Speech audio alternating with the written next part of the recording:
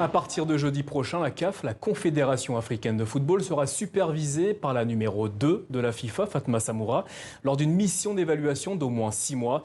Une décision inédite dans l'histoire du football africain qui a suscité une vague d'indignation. Quelles sont les raisons qui ont conduit à la mise en place d'une telle mesure? La FIFA fait-elle de l'ingérence dans le foot africain? Bonsoir Lise Lauretta. Bonsoir. Pour en parler, vous êtes en compagnie de Eddie Hamel. Vous êtes le conseiller politique du président de la CAF. Bonsoir et merci d'être avec nous.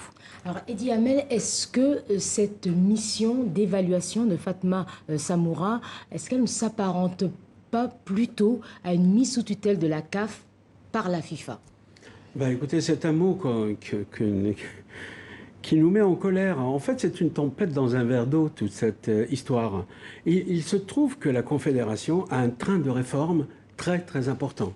Plus de 19 décisions stratégiques depuis que le président Hamad a été élu le 17 mars 2017. Il y a un train de réforme extrêmement important, extrêmement intense, extrêmement dense, qui touche toute la famille du football, dans les structures, dans l'administration centrale, dans les championnats, dans les compétitions. Les formats ont changé. Vous avez bien vu et vécu la dernière Coupe d'Afrique des Nations totalement refondée.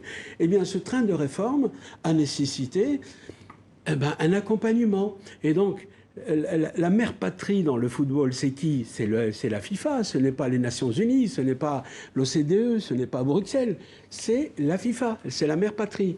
Donc, le président Hamad a pris sur lui de demander à la FIFA un accompagnement pour renforcer le dispositif qu'il est en train de mettre en place. C'est vraiment une tempête dans un verre d'eau. C'est une confédération qui est allée vers la mère patrie, la FIFA, pour demander un accompagnement, pour renforcer les structures. Ce n'est pas une mise sous tutelle. Il ne peut pas y avoir une mise sous tutelle. Les confédérations, il y en a 5. La FIFA les parraine, les aide. C'est dans les statuts. C'est déjà arrivé dans les Caraïbes. Eddie Hamel, vous avez évoqué le cas du patron de la CAF. En juin dernier, Hamad Hamad était arrêté à Paris. Non, pas arrêté. Non, pas arrêté. Justement interpellé. On va dire interpellé, oui, voilà, pour être tout à fait précis. Justement, pour être tout à fait clair au sujet de cette affaire, que s'est-il passé exactement? Écoutez, c'est une vieille histoire.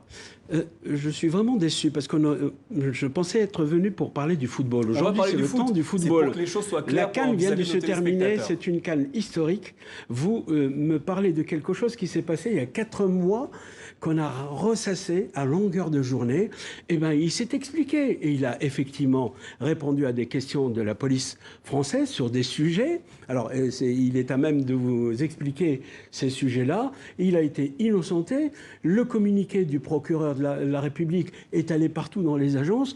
Pour le moment, c'est un homme libre, indépendant et totalement innocent. Si le dossier devait s'ouvrir, il s'ouvrira. C'est un homme courageux, le président Hamad. Il répondra, il répondra, il reviendra. En tout cas, il est le bienvenu sur le plateau TV5 Monde pour en parler avec nous. En tout cas, alors, parlons donc football. En juin dernier, il y a eu la finale de retour de la Ligue des Champions. Elle s'est terminée dans une confusion. Il a été décidé de la rejouer. Le président Hamad, il a proposé un règlement à l'amiable aux 2 finalistes qui ne l'ont pas accepté. Ils ont décidé d'aller au TAS. Est-ce que le président de la CAF ne manque pas d'autorité? Non, ce n'est pas le président Hamad.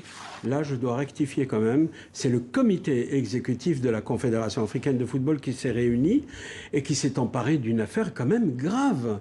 Le président de la Confédération a été insulté, a été malmené. L'ensemble de la délégation a été malmenée à Tunis pendant la coupe, pendant la finale de la Champions League. J'étais moi-même dans ce stade, autour du président, dans la délégation.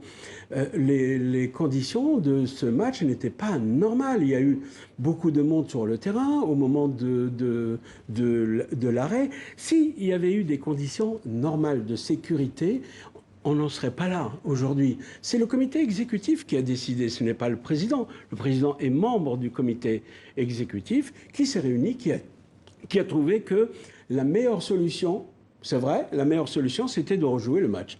Alors, on peut la critiquer, cette décision, c'est bien, c'est pas bien. On peut avoir 10 000 décisions. Mais pour le moment, le comité exécutif s'en tient à ça.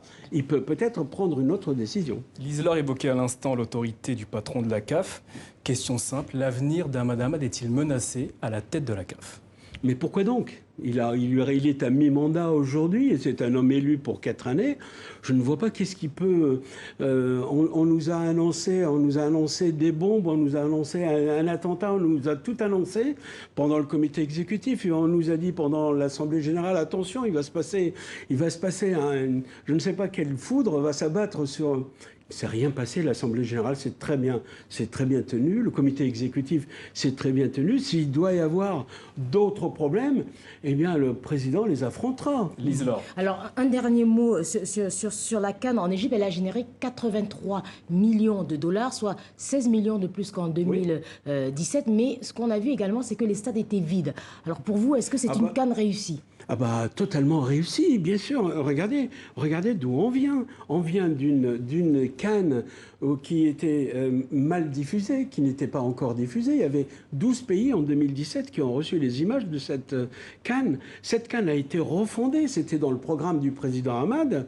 On passe de 16 à 24 équipes. On change la périodicité. On ne joue plus en janvier, mais on joue en été.